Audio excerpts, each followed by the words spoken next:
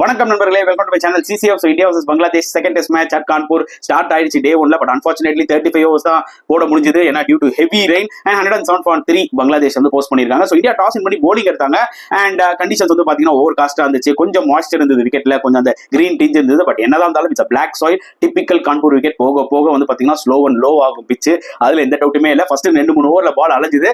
அதுக்கப்புறம் வந்து பாத்தீங்கன்னா பால் பெருசா மூவ்மெண்ட்டும் இல்ல, பவுன்ஸும் இல்ல. கொஞ்சம் இந்தியன் போலர்ஸ் விக்கெட்ஸ் எடுக்க கொஞ்சம் ஸ்ட்ரகிள் தான் ஆகினாங்க. ஏன்னா பேட்ஸ்மேன் ஈஸியா அட்ஜஸ்ட் பண்ண முடியுது. அண்ட் பங்களாதேஷ் பொறுத்தவரைக்கும் எடுத்துக்கிட்டீங்கன்னா ஆக்சுவலி இவர் சூப்பரா விளையாடி இருக்காரு. மாமினல் வந்து நம்பர் 3ல இன்னைக்கு இறங்கி இருக்காரு. So is looking in good touch. At same time Shanto ஒரு சின்ன நல்ல நாக் ஆட்டு போனார் 31. பொறுத்து பார்க்கலாம் பங்களாதேஷ் எப்படி கண்டினியூ பண்ண போறாங்க. இந்தியா பொறுத்தவரைக்கும் பாத்தீங்கன்னா ஆகாஷ்தீப் ஒன்ஸ் அகைன் ஃபேண்டாஸ்டிக்கா போட்டாரு. வந்தோடனே ஃபர்ஸ்ட் ஸ்பெல்லே விக்கெட் எடுத்தாரு. 2 இம்பார்ட்டன்ட் விக்கெட்ஸ். அண்ட் ரவிச்சந்திரன் அஸ்வினும் சூப்பரா போட்டாரு. அவரும் இம்பார்ட்டன்ட் விக்கெட் ஆஃப் ஷாண்டோ வந்து எடுத்தாரு தான் சொல்ல முடியும். ஜஸ்பிரீத் பும்ரா, சிராஜ் வந்து பாத்தீங்கன்னா அகேஷனலா நல்லா போட்டாங்க. பட் அன்பார்ச்சுனேட்லி விக்கெட்ஸ் காலம்ல அவங்க கிட்ட எதுவுமே சொல்றதுக்கு இல்லைன்றதான் உண்மையான ஒரு விஷயம். டே 2 ஹோப்ஃபுல்லி ஃபிங்கர்ஸ் கிராஸ்ட் ஏதாவது கொஞ்சமாவது ஓவர்ஸ் நடக்கும்னு எதிர்பார்க்கிறேன்.